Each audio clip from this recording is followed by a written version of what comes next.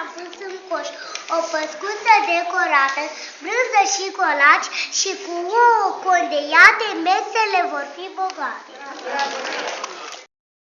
Aduc lumii mângâiere și creștinilor durere. Creștinii ouă ciocnesc, învierea crăsmuiesc, numai eu stau și privesc. Cât de sfânt ar fi Iisus și cât de lămurit prin lut, vedeai pe cel venit de sus și ai săi nu l-au cunoscut. A trebuit ca trupul său de mucenic să-l bată în cuie, ca să se arate Dumnezeu și că la cerul să se suie. Pune cilipit și când văzu cum strânge un roșu soare și sălțile în albă floare, pace în cer și pe pământ.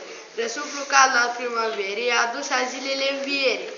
Și câte de frumos în sat, creștinii vin tăcuți în vale și doi de se întâlnesc în cale zic, Hristos a înviat. Și râde atâta sărbătoare din chipul lor cel arde soare. Pe deal se suie încetișor, neveste, tinere și fete, bătrâni cu iarna vieți în plete și încet în urma tuturor, veți șovăi câte o bătrână cu micul ei nepot de mână. La toate lucarele și balcoarele au scos îngerii din cer, icoarele și-au aprins pe scări, candele și lumânări. Orașele de sus, în sărbătoare, au întins felițe și covoare și ard în potire mireasma subțire. Și din toate ferestrele odată, mii și sute de mii, heruvimii fac cu mâna bucălată la somnoroșii copii.